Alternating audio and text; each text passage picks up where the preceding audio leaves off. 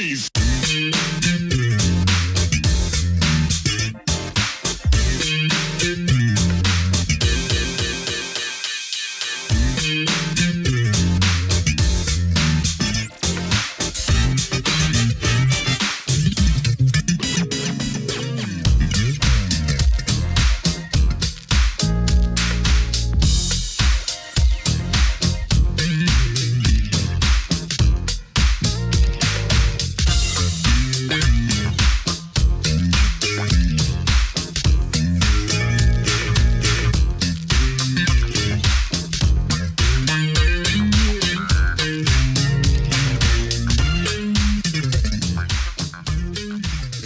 Hello and welcome to another edition of Truth and Rhythm, brought to you by funkinstuff.net.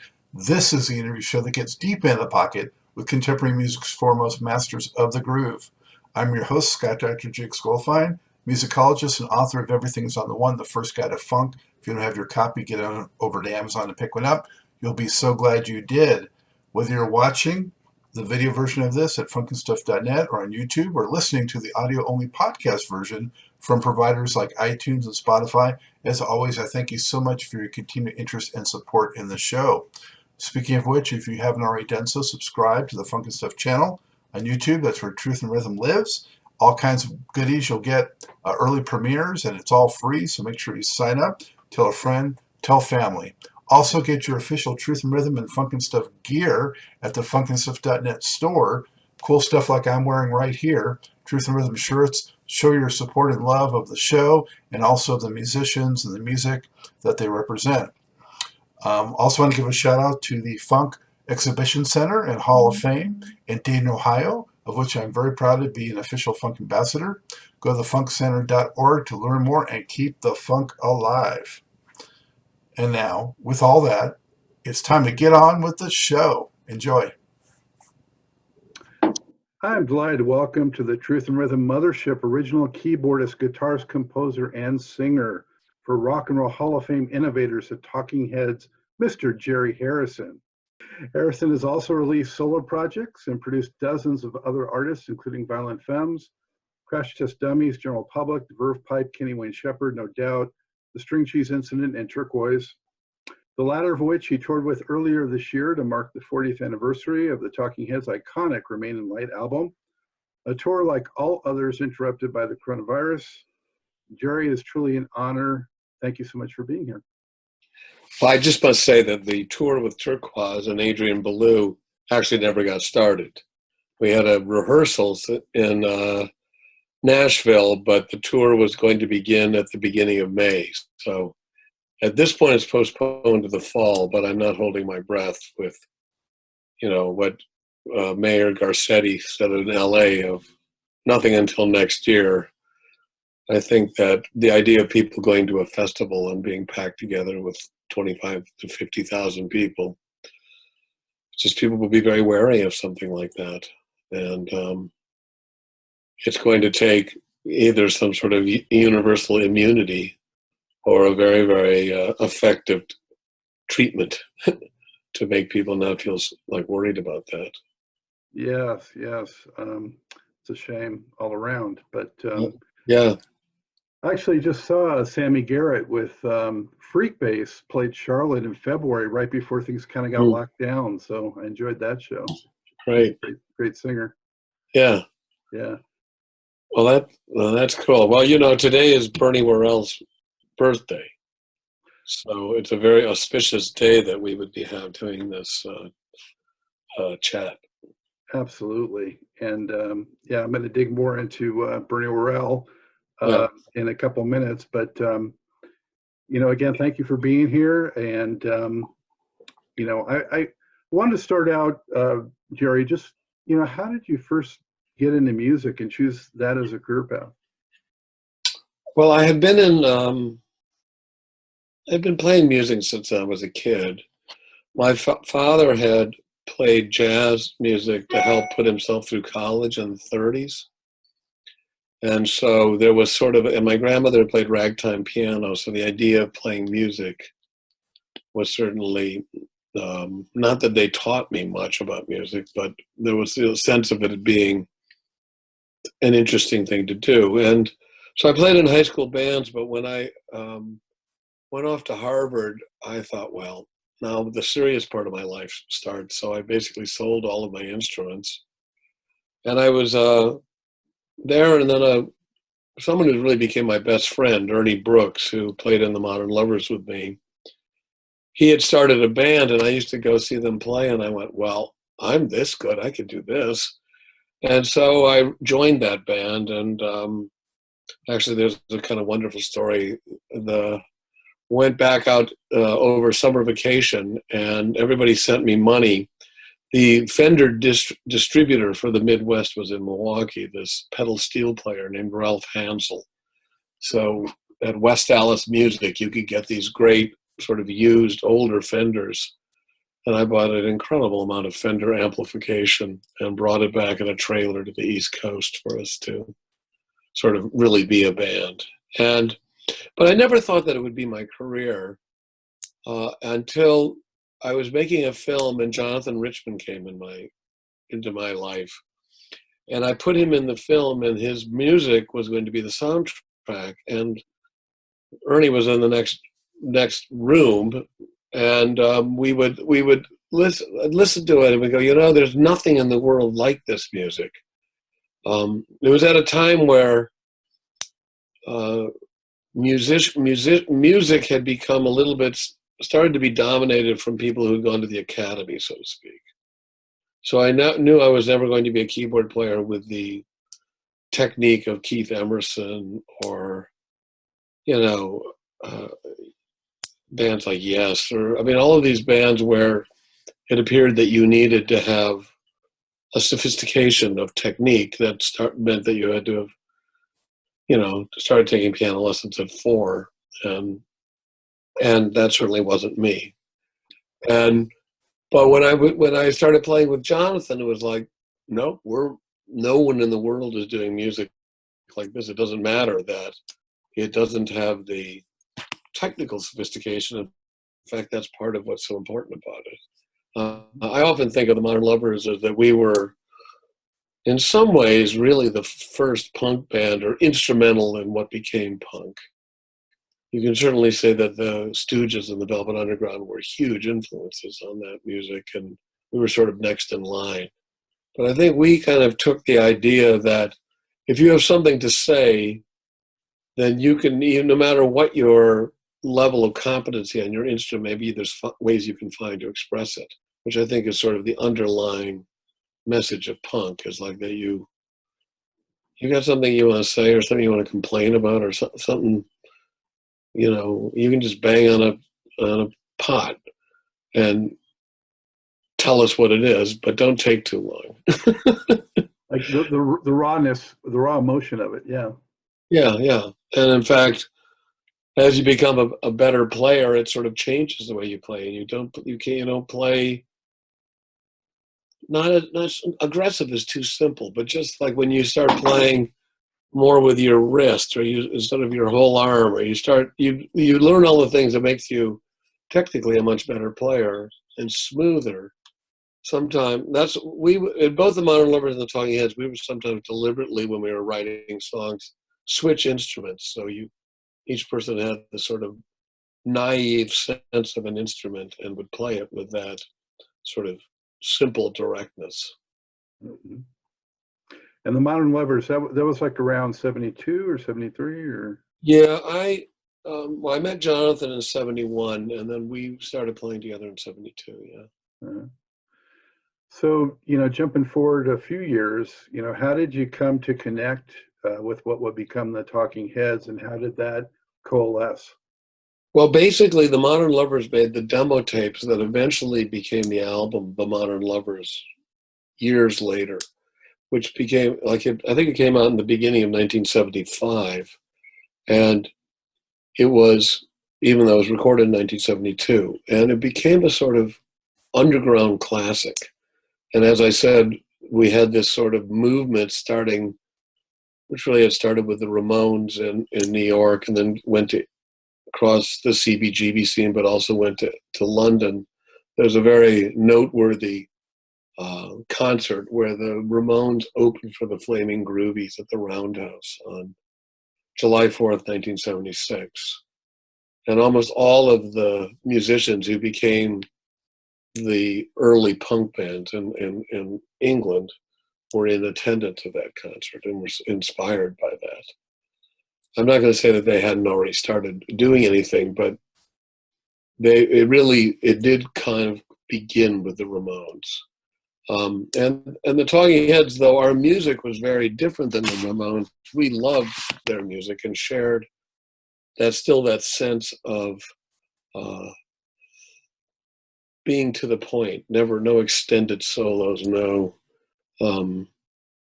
beating about the bush. Just get the songs out.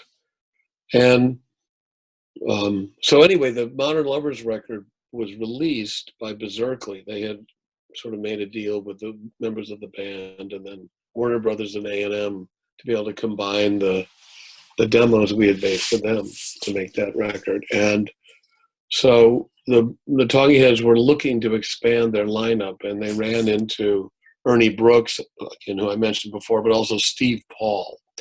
Steve Paul had a fabulous club in New York called The Scene in the 60s, which is like where these famous jam sessions where Jimi Hendrix jammed with Eric Clapton and Jeff Beck. And it was sort of pre-CBGBs, but a very important to the growth of music in New York.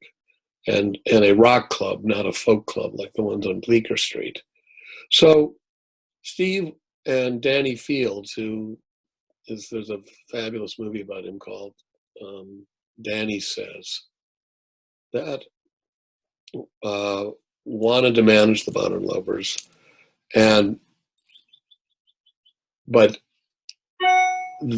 years later, Steve Paul was talking to the members of the Talking Heads, and when they mentioned they wanted to expand, he recommended me because he knew that I was a painter.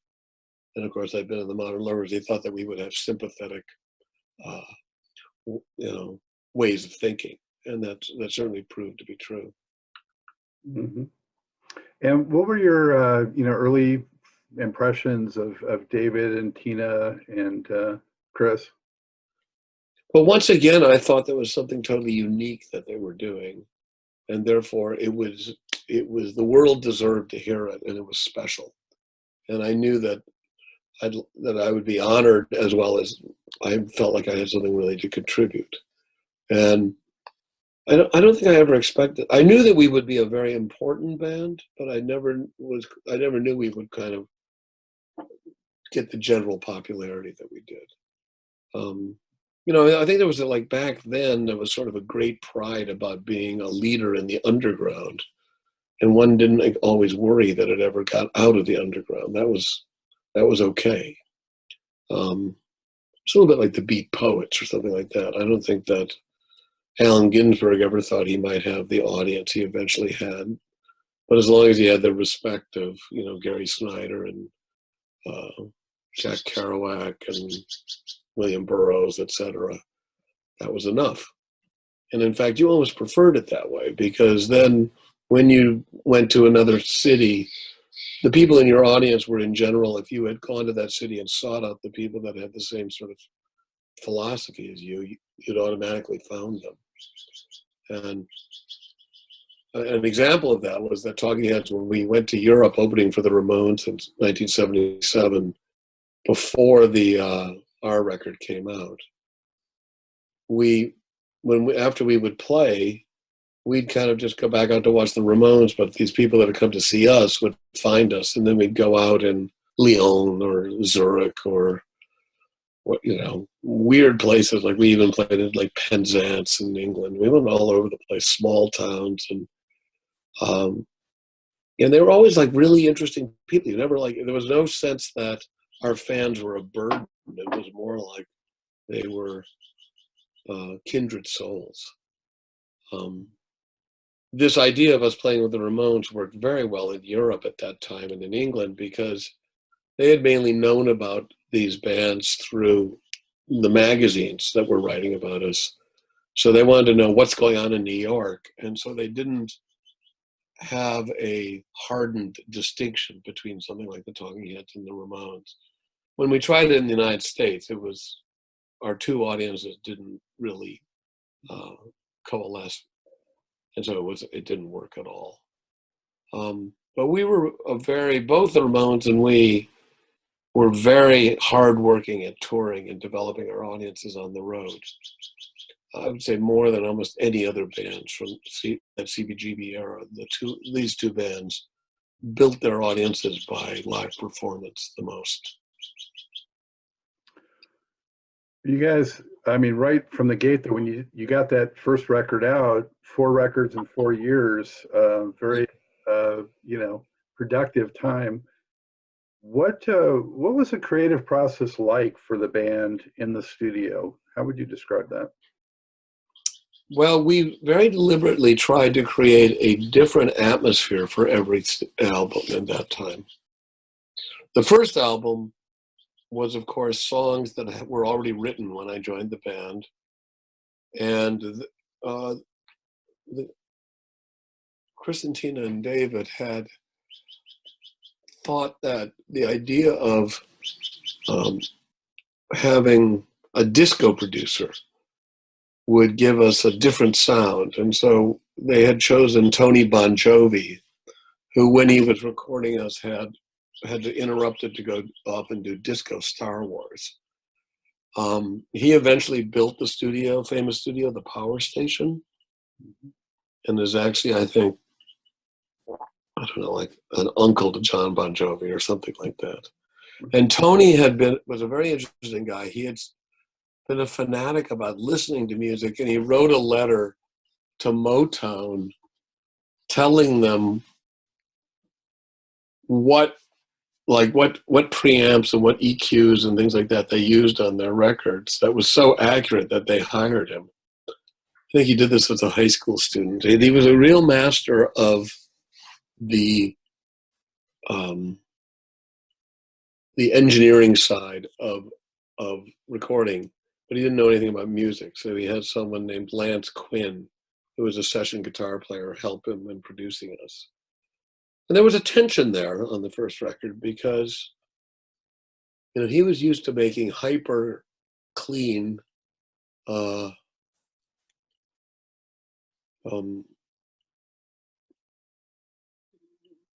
sort of immaculate records that disco was sort of known for. They had totally steady beats, and so everything was kind of in place. And of course, that didn't exactly go with a punk ethos. So there's a little bit of a tension there. And he was his,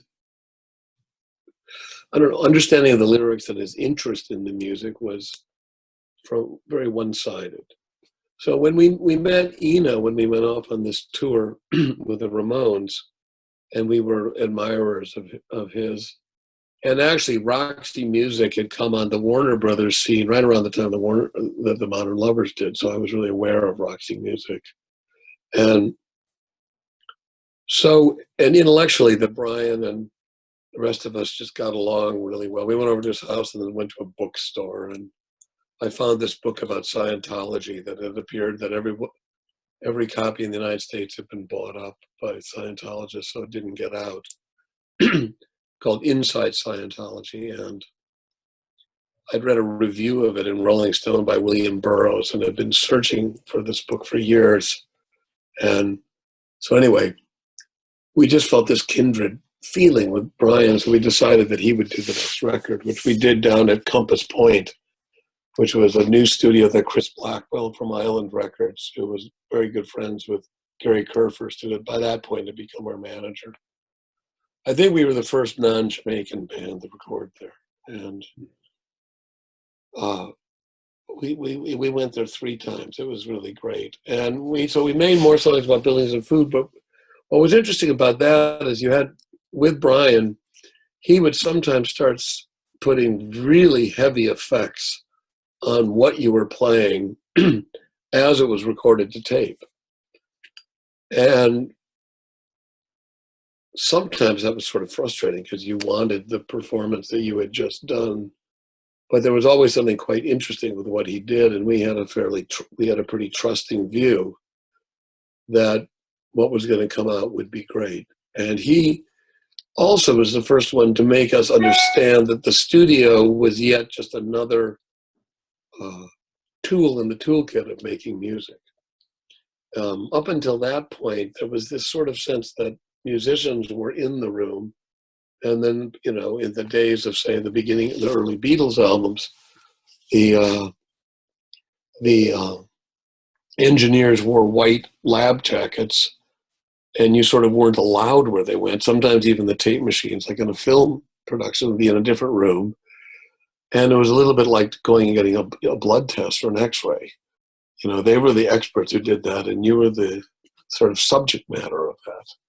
But working with Eno, all of those sort of borders sort of broke down. And then when we did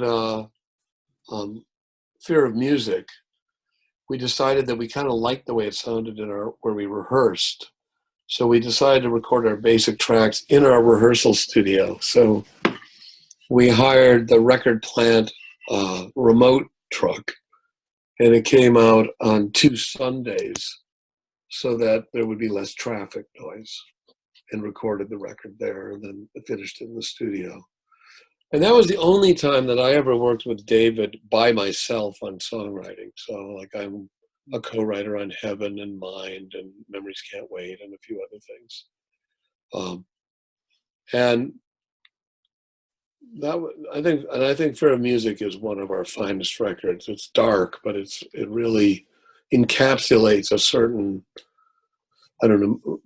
maturation process over those first 3 albums. And then Remain in Light became a complete break, where we decided it was really inspired by E. Zimbra from Fear of Music, that we all realized that how much we loved that track and loved African music, and that when we next went in the studio, that would be an inspiration for us. And we decided there to have a process that we would write everything in the studio, because we decided that there was something. Sometimes the first time you played something, you played it different than any other time. And so we were trying to kind of capture that. So very often things were played one at a time. Chris would just go out and play a beat, and the bass part would get. So there was very much a sense of sort of piecemeal adding it up over time. And using the studio, there were boards back then had sort of an A-B switch, and you could assign channels to either group A or group B. So we would sort of use that as our composition tool, taking these stacks of tracks and assigning them to group A or group B. And that would be how the arrangement of the song was put together. This did create a burden for David, because there were so few chord changes that when we got to the point of melodies and lyrics, I think we unfortunately, because we had a lot of momentum in the Bahamas, Brian needed to take off 3 weeks, and we came back to New York, and in many ways, David had writer's cramp, so to speak. And the only way he got over it was by playing some new parts for the record.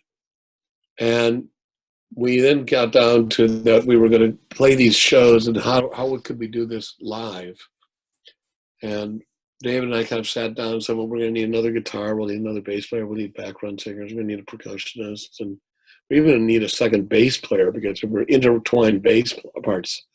It's important to note that, by the way, that we played everything on there. Because none of the people that joined us for Stop Making Sense performed on Remain in Light. And I think that that's one of the reasons it sort of has held its place, because it's absolutely influenced by African music, but it's filtered through our ability to play it. It's not like we hired, like in contrast to, say, something like Graceland, where you hire, something that's completely in place, that's a style of music, and then add your vocals to that, or your sensibility of songwriting to that. This was us trying to digest what we had learned from, say, Fela or Mano Dibango or King Sunny Ade, and try and play it as best we could. And I had produced Nona Hendrix, so I brought her in to sing on the record, which I think really started us down a path. And so then we hired this. I went out and hired the band one afternoon, which was incredible to have both Bernie and Adrian Belew in the same band. In fact, that band is a different feeling than, say, Stop Making Sense. There's a wonderful YouTube video of us playing in Rome in 1980, which captures what that band was like. And there are similarities, but there's something unique about that. And so the goal with this upcoming tour with Turkuaz was to create the joy and the feeling of that. Mm-hmm. So unfortunately, it's been put on hiatus, but I hope we get to that. Yeah, we hope so for sure. Yeah. How did you come in contact with Bernie Worrell? Of course, superstar with Parliament Funkadelic. And how did that connection happen? I was introduced to Bernie and Dolette by Busta Jones. I don't know how I met Busta Jones, but Gary Kurfürst had managed a band with Chris Spedding and Busta. And so Busta was around the New York scene. And after finishing Remain in Light, or was it? No, actually, this began before we did Remain in Light, that there was enough time after a very lengthy tour for Fear of Music that I was just hanging around. And so I met Busta, and then we did some work together. We did this kind of funk punk band called the Escalators. And I was the only guitar player in. Then we put out an EP in Canada. But I met Bernie through Busta, and I knew Nona, who I had produced. And Busta helped me with that.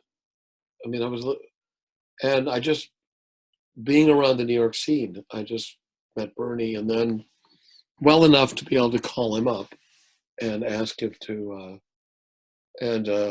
negotiate with his wife, Judy, who had taken over managing with him. And to this day, she'll go, Jerry, that was the simplest negotiation I've ever had. You said, I want to hire Bernie for 2 weeks. We're going to do 2 shows, and we're going to be rehearsals, and I can pay him this much. And she goes, that seemed fair to me, and we just did it, and exactly that's what happened. She goes, I can't tell you, everything else is much more complicated. So Judy and I haven't talked in a while. I haven't seen her since Bernie's memorial service, but she's up in Washington. Yeah, he passed 4 years ago, and almost 4 years ago. What was it about you guys that clicked so well, though? Because he ended up working with you, even on some of your other projects and things. Yeah, well, I mean, partially we both played keyboards, and we were next to each other on stage. And, so there was a discipline. I mean, one of the things about adding all these members to the band is one of the things I think sometimes we did is we gave the people who we'd asked to play with us sometimes some of the more fun parts to play, because we didn't want to have them only playing necessary but less fun parts to play. And so Bernie and I were also always sort of in a period of discussion of like who would play what and what would we do. And of course, he had all the things I was talking about Keith Emerson and about that. He had that.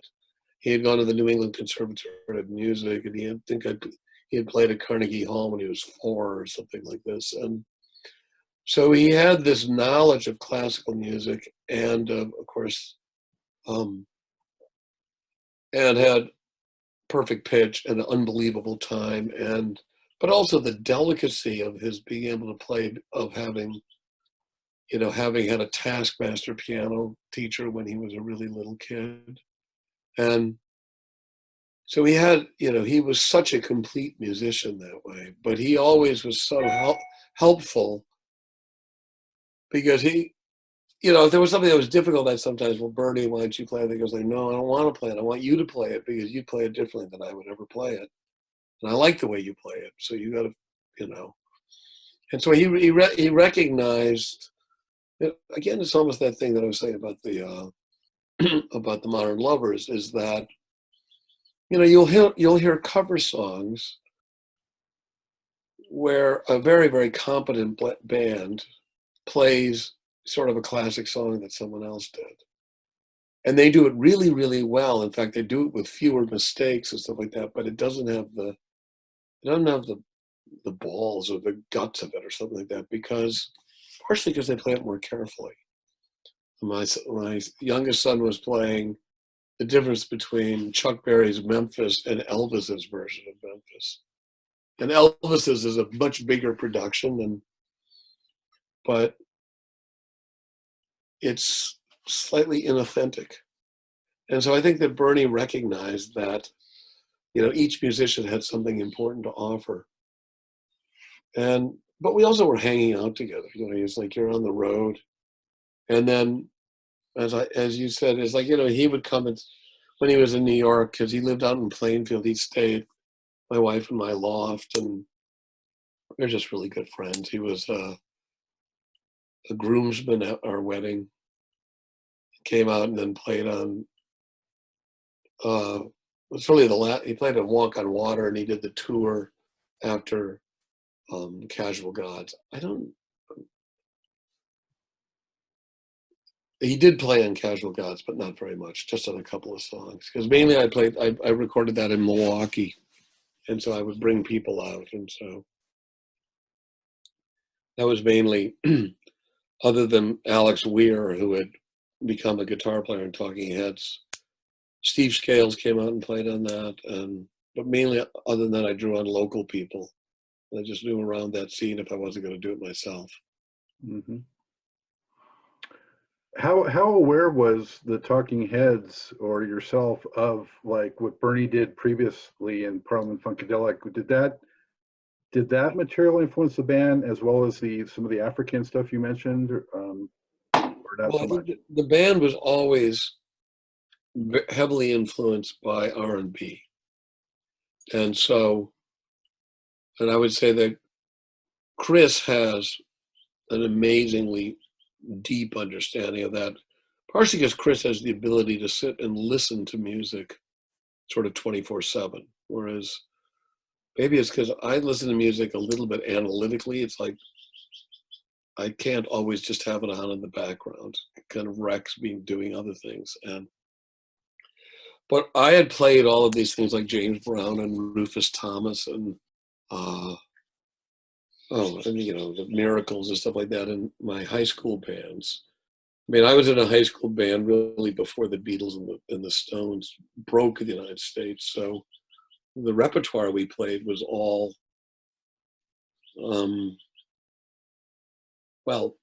music that had been on the charts, but a lot of it being R&B. And there were a lot of bands that were like totally into R&B music. And then I got into a band that got really into blues, partially as the English blues scene developed and the Stones came along, but also listening to Muddy Waters and to things like that. So there was a real appreciation across the board.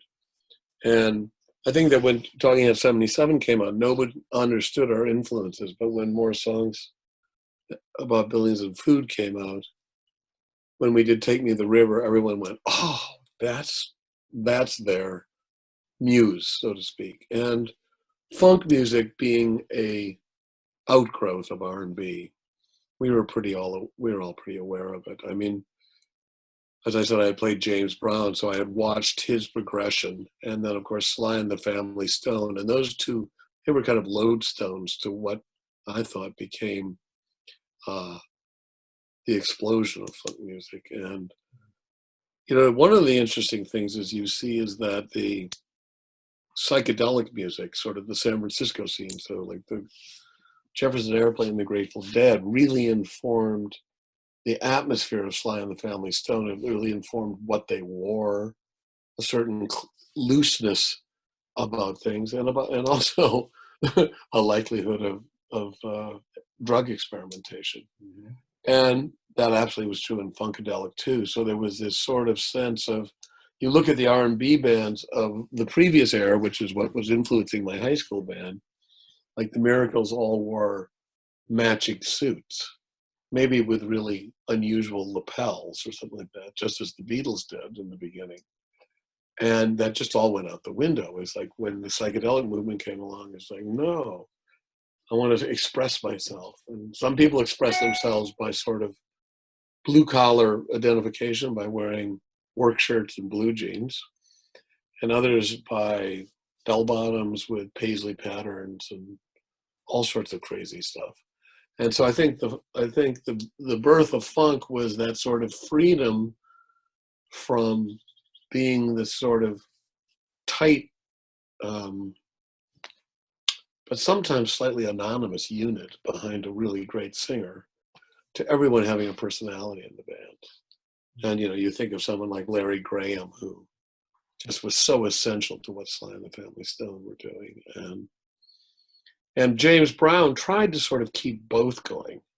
He's famous for being a very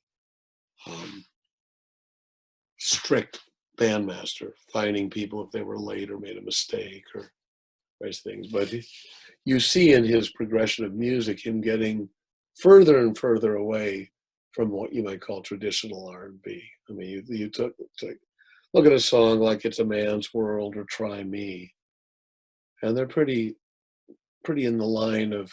I mean, "Try Me," you could imagine Benny King singing that or something like that. But then by the time of something like "Papa's Got a Brand New Bag," he was getting into that sort of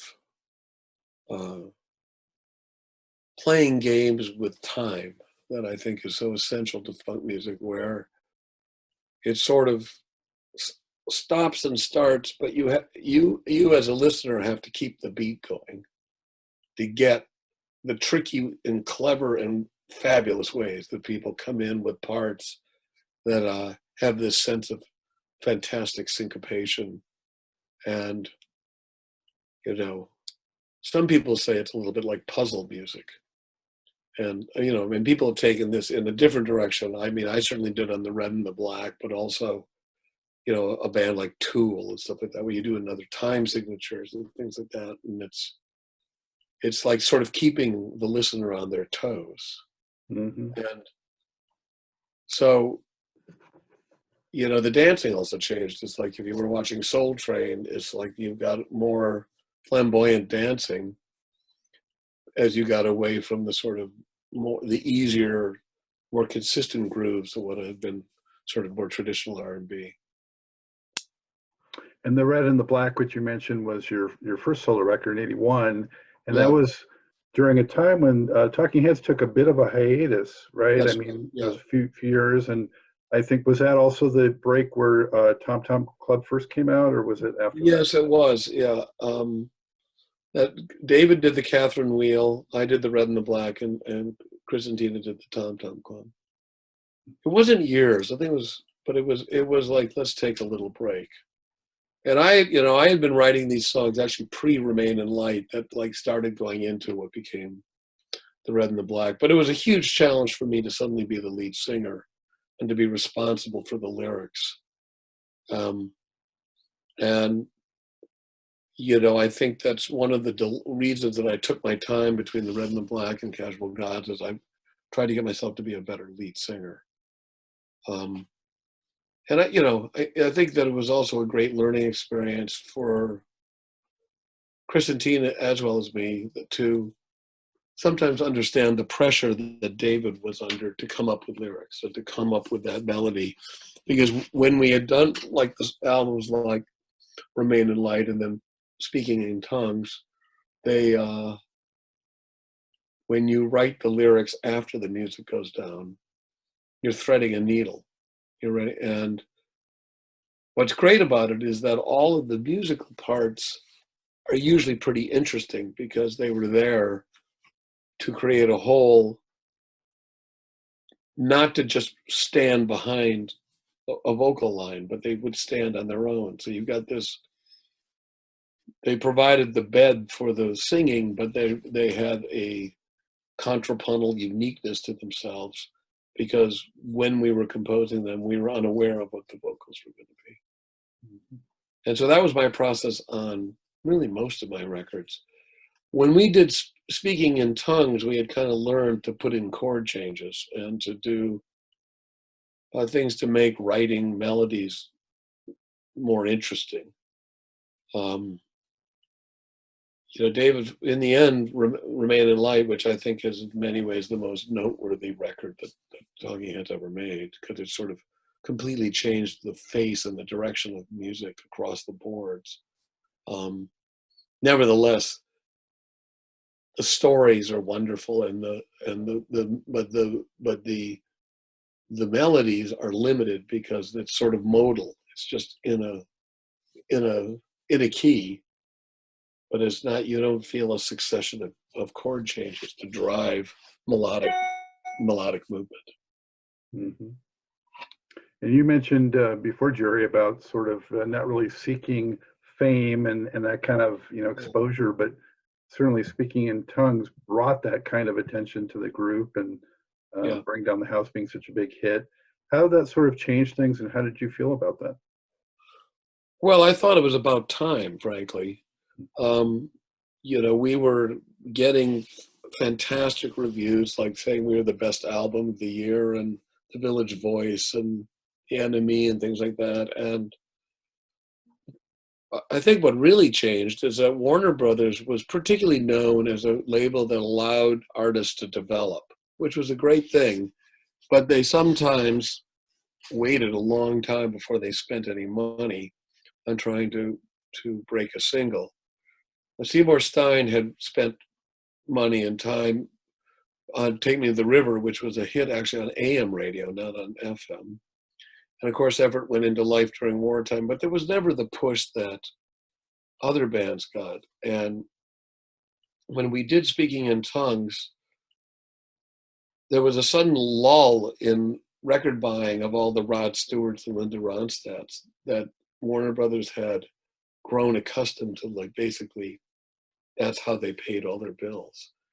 And they realized that maybe people were tiring of what they had been listening to for the last 3 years or 4 years, and that they better develop some of their newer artists. So they put a lot of money into Burning Down the House. But what they didn't do is the follow-up single to that was This Must Be the Place. And, that song has gone on to be, in many ways, for a lot of people, a lot of Talking Heads fans, their favorite song that we ever did. And there's no, of course, it was in the movie Wall Street, which really did help its notoriety. But it's like, I can't tell you how many people have come up and said, like, that was the theme song for our wedding or things like that. And had that been made as a successful single, a la Burning Down the House, our record sales would have jumped, instead of to 1 million, would have jumped to 5 million or 4 million, because they would have shown a variety, because it was such a different song. It wasn't at all like. And of course, it's a song that insinuates itself into your consciousness, and then to a degree, there's no song ever like it again. I mean, it's really odd and wonderful. I remember when I first heard it on that record, and I was sort of, wow, this is surprising, so different. Yeah. And so anyway, Warner Brothers finally put some money behind us. And then, then we went off and did a tour for that. And then we didn't make another solo record. We decided we wanted to film Stop Making Sense. And we had just done the live album. The name of this band is Talking Heads. And, all the record companies go like, what do you mean you want to do another live record? You just did a live record. And we go, no, there's something special about this. And we ended up actually funding the filming of that by ourselves. Or at least half of it ourselves. And we put together the big band. As I said, I hired them because for 2 shows, we were going to do the Heat Wave Festival up in Toronto and then Central Park. But then once we did it, we knew we had to take that on the road. And so it was the only time that we ever borrowed money from Warner Brothers for tour support, which we eventually paid back by the success of the tour. It was also the end of me being the road manager for Talking Heads, because, as I said to Gary Kerfers, he goes, I don't mind doing some of the prep work for the tour. I don't mind picking up the money. But I do mind getting it up an hour earlier to wake up all these other motherfuckers. I don't have time. I just can't do that. So at long last, we finally had a tour manager, which was a good thing. With I don't know what it was. At least with the touring party, like 12 people on tour. We had been a very, very compact unit. I was the road manager, so it was Chris and Tina, David and me, and then Frank Gallagher and Ace Penna as our crew. Frank mixed the sound. Ace was our only person on stage. We carried no lights, just told everyone to take the gels off and turn the lights on. And so we always made money, even though we were doing very small places, because we were so, if we needed to, Chris and Tina and I and David would be driving in like a station wagon or something like that, and Ace and Frank were in a truck, and we'd help them if there was like no time. We'd help them set up, and we never wanted to be in debt, and we never wanted to have anything extra. I was part of the punk aesthetic and part of a certain art aesthetic at that time of minimalism.